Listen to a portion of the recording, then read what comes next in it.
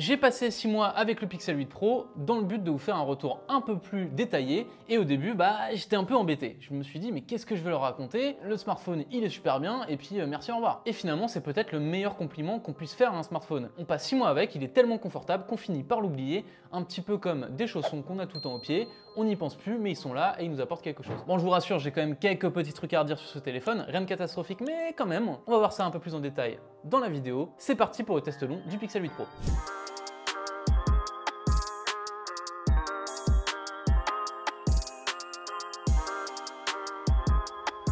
Avant de rentrer dans le vif du sujet, j'en profite pour vous dire que dans cette vidéo, nous allons répondre directement à des questions posées par vous dans l'onglet communauté de la chaîne. Juste avant de publier une vidéo, on vous demande votre avis, on veut savoir si vous avez des questions dessus, donc si ça vous intéresse, n'hésitez pas à aller vous abonner, ça nous aiderait beaucoup. Parenthèse refermée, donc le Pixel 8 Pro, comme je disais, c'est surtout beaucoup de qualité sur ce smartphone. La meilleure image que j'ai trouvée, je l'ai dit un peu plus tôt dans la vidéo, c'est qu'on est un peu comme avec des chaussons ou des pantoufles, d'autant que moi je teste souvent d'autres smartphones et après je reviens sur le Pixel 8 Pro et à chaque fois je me dis ah quand même on est bien quoi. Et c'est pour ça qu'on va d'abord parler des qualités de ce smartphone et un peu plus tard on parlera de ses défauts. Les qualités. J'ai donc dit qu'il était confortable et évidemment pour le confort ce qui compte le plus c'est le design. Et ce Pixel 8 Pro il a cette spécificité d'être très arrondi. Les smartphones aujourd'hui sont de plus en plus anguleux et sur le Pixel 8 Pro Google a essayé d'avoir quelque chose d'un petit peu fluffy comme ça, je sais pas comment appeler ça, et c'est très agréable en main, c'est pour ça que j'en parle. Moi voilà, je trouve quand il est calé dans la paume de la main comme ça,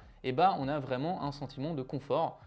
Donc c'est très réussi de ce point de vue-là. Autre élément qui permet de ne pas se prendre la tête, c'est l'écran plat. C'était une des nouveautés du Pixel 8 Pro. Avant, il était arrondi, désormais il est parfaitement plat. Alors bien sûr, on perd un petit peu en immersion quand on regarde du contenu, mais en fait on s'habitue assez vite et surtout ça évite d'appuyer par mégarde sur les côtés et de se prendre la tête. Donc là encore c'est un peu de confort. Et j'insiste sur ce que je disais tout à l'heure, moi j'ai la chance d'utiliser plein de téléphones dans la vie de tous les jours pour pouvoir les tester et quand un smartphone me tape dans l'œil au niveau design et au niveau confort, je le remarque tout de suite et le Pixel 8 Pro on est vraiment là-dedans, c'est un smartphone super agréable. La photo est également un élément très marquant de ce téléphone et même 6 mois après je continue de me dire oh là là quel plaisir de prendre des photos avec ce téléphone. Il a ce côté un petit peu charmeur dans la façon qu'il a abordé de la photo. On va avoir une colorimétrie un petit peu chatoyante, un petit peu chaleureuse comme ça. On va avoir des micro-détails qui sont un petit peu poussés. Ça fait qu'à chaque fois, on a l'impression, c'est un mot un petit peu fort, mais c'est pour que vous compreniez, qu'on va aller sublimer la réalité, qu'on va avoir une scène, par exemple au départ, qui est un peu grise, et hop, on se retrouve avec quelque chose qui a un petit peu de charme, qui est un peu sympa. Et c'est vraiment ça pour la plupart des clichés que j'ai pris avec ce téléphone. C'est vraiment réussi. L'autre élément qui est intéressant, c'est que Google a intégré maintenant des capteurs avec pas mal de mégapixels. En plus, on a un téléobjectif x5 et donc on va s'amuser comme ça à faire le yo-yo sans trop faire attention sur quel capteur on est ou pas. On va aller chercher, hop, on va zoomer directement dans l'image, on va prendre la photo et on n'est pas là à réfléchir x1, x5, ultra grand angle, machin. Non, on adapte un petit peu au jugé et la qualité est bonne. C'est-à-dire que, pourquoi je parle de ça? Avant, quand on zoomait un peu comme ça, on allait chercher ce qu'on appelle un zoom numérique et c'était un peu cracra. Là, Google, ils ont vraiment bien bossé. Et moi, franchement, je ne me suis pas pris la tête. Voilà, moi, dès que j'avais une photo à prendre, hop, je prenais le bon niveau de zoom dont j'avais besoin, sans trop réfléchir, sans avoir besoin de me reculer ou quoi, et hop, je prenais ma photo, et le résultat était très cool. Mais comme une image vaut 1000 mots, passons donc à une petite comparaison, je vous propose avec le Galaxy S24 Ultra. C'est quelque chose que vous avez demandé dans l'onglet communauté et donc on a essayé de le faire juste avant le tournage. On est allé prendre quelques clichés avec Maeva qui est derrière la caméra, coucou Maeva, et on vous a fait un petit comparo. Alors on attaque avec le x1, donc à gauche on a le Galaxy S24 Ultra, à droite on a le Pixel 8 Pro. Donc là, on remarque tout de suite que il y a ce dont je parlais tout à l'heure. Il y a une recherche un petit peu des micro-contrastes, des micro-détails chez le Pixel. Je ne sais pas si vous le remarquez sur la façade, sur le visage. Si on vient zoomer un petit peu, pareil sur le visage de Maeva, on remarque que voilà, les traits sont un petit peu plus accentués en fait. Également, la colorimétrie est assez différente. Il y a quelque chose d'un petit peu plus sombre peut-être côté Pixel, d'un petit peu plus rosé aussi, je trouve. Je ne sais pas ce que vous en pensez, n'hésitez pas à me dire en commentaire. Là, c'est un peu de l'appréciation au jugé. On passe maintenant au x3, donc là, c'est un peu plus difficile, je trouve, de les distinguer tous les deux. On a toujours, si on zoome, mais là, il faut vraiment zoomer pour voir, pareil, ce truc des micro-détails. Mais là, ils sont quand même un peu plus proches, même au niveau colorimétrie. Je trouve que en fait, le x3 du Samsung est un peu plus sombre, ce qui fait que les deux s'alignent un petit peu. Ce qui est impressionnant, parce que le Pixel 8 Pro, on le rappelle, il n'a pas de x3. Ça rejoint ce que je disais tout à l'heure. C'est un zoom numérique, mais voilà, il est bien travaillé. Et on ne le remarque pas. Et ça, c'est toujours très agréable. Franchement, sur les 6 mois où je l'ai utilisé, je me suis pas dit, oh là, j'ai pas de x3, ça me manque. Non, regardez, je peux prendre un x3, il n'y a pas de problème. On passe au x5 avec Maeva qui est morte de rire. Et donc là, on remarque que à nouveau le Galaxy S24 Ultra est un tout petit peu plus lumineux, un petit peu plus surex peut-être presque. On voit aussi sur le visage notamment Maeva un teint un petit peu plus rosé, même dans les cheveux, regardez, c'est exactement le même résultat. C'est horrible pour Maeva parce qu'elle est derrière la caméra, elle m'entend parler de sa tronche depuis tout à l'heure et elle peut pas savoir. Donc voilà, si vous voulez soutenir Maeva en commentaire, n'hésitez pas. On passe au x10 et là je trouve que c'est très intéressant parce que les deux ont un x5 en optique et donc ils vont tous les deux chercher un x10 numérique et de mon point de vue, eh bien le Pixel s'en sort beaucoup mieux parce qu'il a beaucoup moins de bruit dans l'image. Il arrive vraiment à supprimer le bruit alors que le Galaxy S24 Ultra, il y a quand même un petit bruit comme ça dans l'image et moi je trouve ça un petit peu moins sympa. On voit tout de suite que c'est du numérique côté Galaxy peut-être, alors que côté Pixel, bah, ça pourrait presque faire illusion. On passe sur la vidéo, alors là c'est un peu plus difficile, je réagis encore une fois à chaud. Les deux sont en super stabilité. On voit que là encore on retrouve les traitements colorimétriques des deux téléphones. Quand je bouge, j'ai l'impression que les deux stabilisations s'en sortent pas trop mal. Le Pixel est peut-être un peu plus doux dans la façon dont il gère la stab. Mais franchement, les deux s'en sortent très bien. Le Pixel est peut-être un petit peu plus lisse aussi, ce qui ferait que ce sera peut-être un peu plus facile à utiliser. Bon, je sais pas ce que vous en pensez, j'ai l'impression qu'en vidéo, le Pixel 8 Pro, c'est un tout petit peu plus exploitable. L'image a un peu moins ce côté granuleux, surtout si vous regardez les façades d'un Maeva. Moi, j'ai l'impression que c'est plus facile à utiliser, par exemple, pour faire une vidéo sur YouTube. Bon, ça choquerait pas forcément. Alors que le Galaxy S24, on verrait tout de suite que c'est une image un petit peu de smartphone, quoi. Voilà, n'hésitez pas, encore une fois, à me dire en commentaire.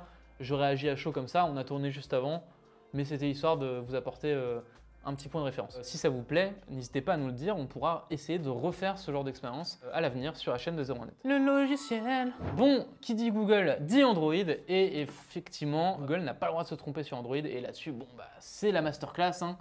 Flamme. Alors non, franchement, ils ont fait le taf là-dessus. Déjà, bon, revenons à ce qu'on dit à chaque fois, mais 7 ans de mise à jour sur ce Pixel 8 Pro, ce qui fait que, bah, un peu comme les chaussons pour reprendre l'image du début de la vidéo, vous allez pouvoir le garder très longtemps jusqu'à ce qu'il soit complètement en lambeaux et il continuera de marcher. C'est génial. Bon, là, de ce suivi logiciel qui est vraiment exemplaire, on a une interface qui s'appelle la Pixel Experience, sous Android 14 à la sortie donc, et qui est, pour ceux qui ne la connaissent pas, franchement considérée comme une des meilleures. Pourquoi ? Déjà parce que esthétiquement c'est assez réussi, il y a ce côté un petit peu fluide quand on se déplace, il y a ce côté aussi un petit peu pastel dans les couleurs qui sont choisies par interface, il y a également un côté où ça va pas dans tous les sens, on n'a pas 10 000 couleurs qui flashent, etc. Non, il y a une volonté d'avoir un petit peu tout le temps les mêmes couleurs qui apparaissent, etc. D'avoir aussi quelque chose d'assez ergonomique. Donc voilà, c'est une interface qui est quand même plutôt appréciée et que moi j'ai vraiment beaucoup aimé pendant ces 6 mois. Je me suis jamais dit, oh là là, mais quel enfer la Pixel Experience, bien au contraire, j'ai plutôt kiffé. Et j'ai surtout kiffé parce que c'est une interface qui est très généreuse en fonctionnalités. Déjà, tous les trimestres, on a ce qu'on appelle un Pixel Drop. C'est des nouvelles fonctionnalités qui arrivent sur les pixels en exclusivité avant peut-être d'arriver sur les autres smartphones Android. Donc là, on a toujours des petits joujoux tous les 3-4 mois avec lesquels s'amuser, donc ça c'est sympa. Et on a en plus de ça des fonctionnalités exclusives. Je vais vous en citer quelques-unes que j'ai utilisées au quotidien. On a par exemple la transcription en texte d'un enregistrement audio. Donc par exemple, moi je vais faire une interview, voilà, bonjour monsieur, bonjour madame, je lance mon enregistrement, on discute, etc. Et là, après l'interview, j'ai un texte, voilà. Juste en ayant écouté la personne, il me sort un texte. C'est un truc avec l'IA aujourd'hui, de plus en plus de smartphones vont réussir à le faire, mais le Pixel, ça fait déjà quelques années qu'il le fait, et il le fait plutôt bien, notamment en anglais, c'est vraiment très réussi et très pratique. Une autre fonctionnalité que j'ai vraiment adorée, qui peut paraître un peu gadget, mais moi je la trouve très pratique, c'est en écoute. Ça va se passer sur votre écran de verrouillage. Vous allez avoir ici, juste en dessous de l'endroit où on pose son pouce pour déverrouiller, une petite icône qui va vous indiquer la musique qui est en train de passer autour de vous. C'est une espèce de Shazam, mais qui fonctionne en permanence. Par exemple, je suis dans un bar, il y a une musique de... on ne va pas la mettre parce que sinon on va perdre les droits de la vidéo. Donc mais il y a une musique qui passe et hop, ah bah attends, c'est quoi cette musique? Et bien moi, tout de suite, je suis là, attends, je regarde mon téléphone, c'est tel titre, tel artiste. Et ça, c'est quand même la classe. Non, vraiment, c'est bête, mais c'est aussi ces petites fonctionnalités qui n'ont l'air de rien qui font aussi parfois la différence. D'ailleurs, en parlant de fonctionnalités un petit peu bébêtes, mais que j'ai aussi beaucoup apprécié, on peut, en utilisant l'IA, transformer n'importe quel fond d'écran en fond d'écran animé. Par exemple, là, j'ai Link et Zelda dans Zelda Tears of the Kingdom. Voilà, j'ai reçu un petit fond d'écran qui n'était pas du tout animé. Je l'ai passé dans la moulinette IA de Google et hop, je me retrouve avec quelque chose qui bouge. Et donc moi, j'ai trouvé ça plutôt sympa. Un autre truc que vous nous demandiez dans l'onglet communauté, c'est est-ce que l'écosystème Google est aussi bien que celui d'Apple? Alors, on va répondre tout de suite non. Au niveau du hardware, évidemment, c'est beaucoup moins développé côté Google. On a certes la Pixel tablette, on a des Buds, les Chromebooks si vous voulez, mais bon, voilà, ça va un peu moins loin que Apple. Maintenant, il y a un point sur lequel j'ai trouvé que c'était vraiment intéressant d'avoir un smartphone Google, c'est ce que j'appelle moi l'unicité.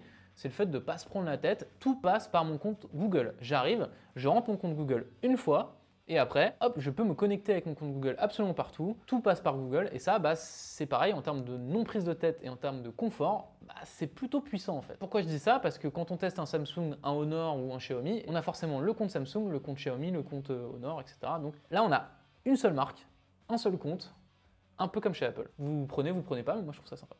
Et maintenant, les défauts! Là, on va parler de ce qui fâche. Bon, on va commencer soft. D'abord, est-ce qu'il s'est abîmé pendant ces 6 mois? Oui, mais très peu. On a une petite rayure au milieu, qui est quand même visible. Maintenant, quand j'ai l'écran parfaitement allumé, bien lumineux, je la vois pas, mais ça m'arrive de la voir, donc elle est là.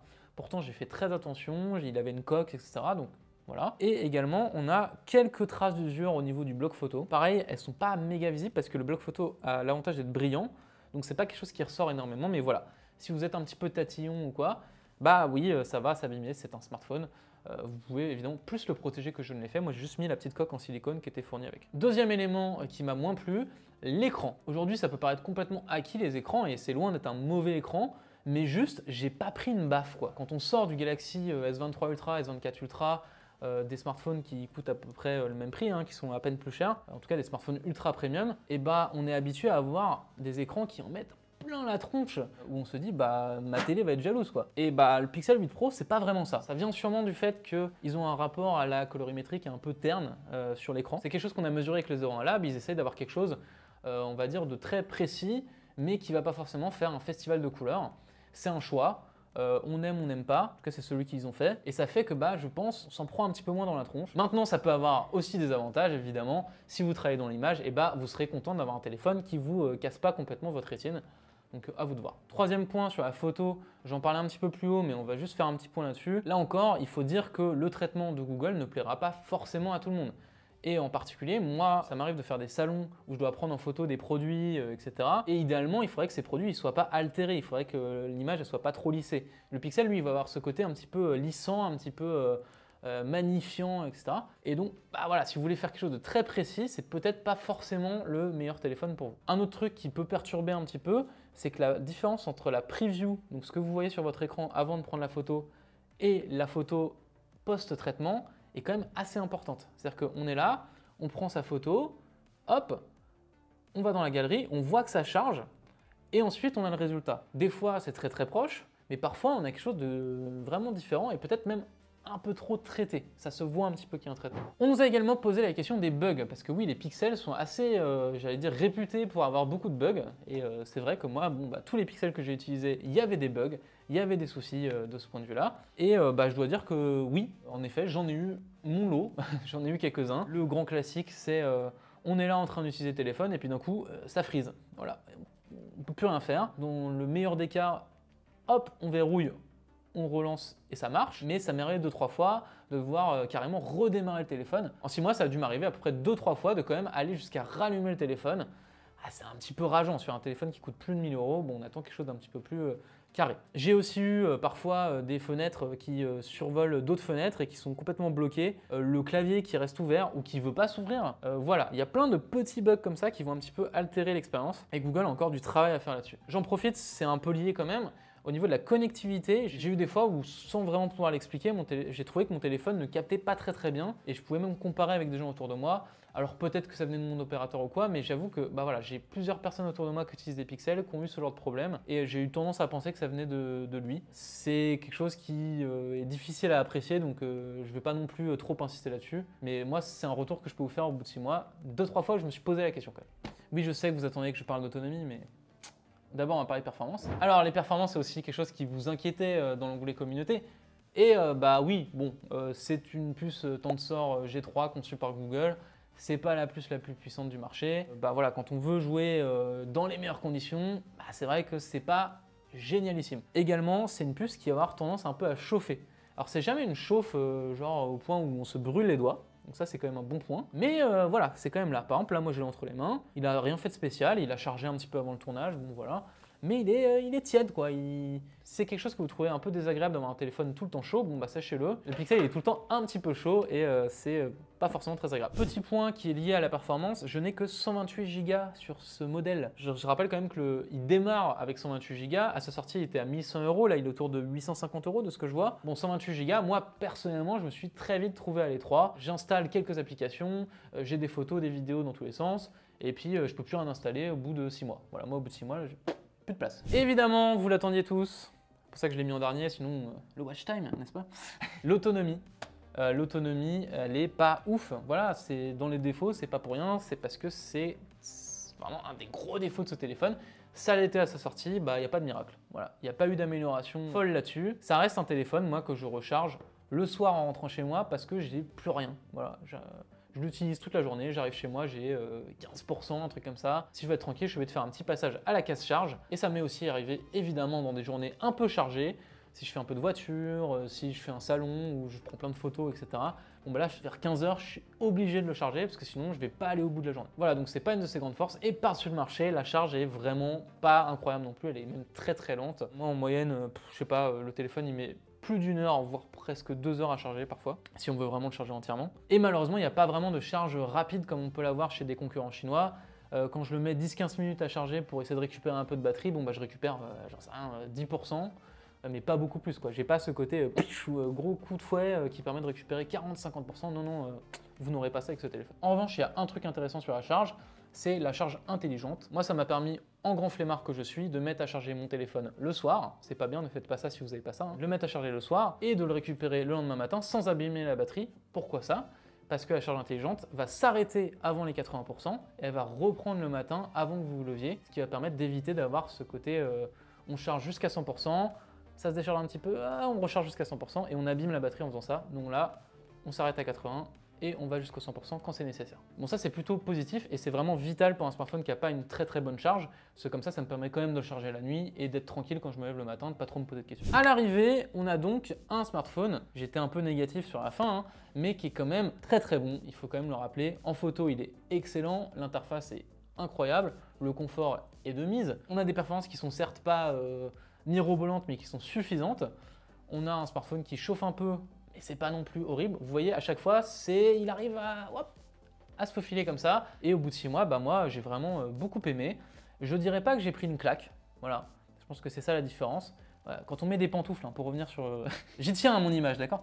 Quand on met des pantoufles, on se dit pas « Waouh, c'est vraiment les chaussures les plus... ça fonctionne très bien », mais on n'est pas à se dire le truc de fou. Et bah, c'est un peu ça. Pixel 8 Pro, j'ai vraiment beaucoup aimé, si je fais le bilan proprement, posément, mais c'est pas l'énorme coup de cœur. Voilà, c'est un très bon téléphone. Donc ça veut dire quoi? Ça veut dire que si vous hésitez à acheter ce téléphone-là ou à attendre le prochain, bah j'ai envie de vous dire, si vous n'êtes pas pressé, il n'y a rien qui presse. C'est pas le smartphone qui va tout tuer, etc. Non, c'est un bon téléphone et le Pixel 9 Pro sera peut-être plus intéressant, ou le 10 Pro.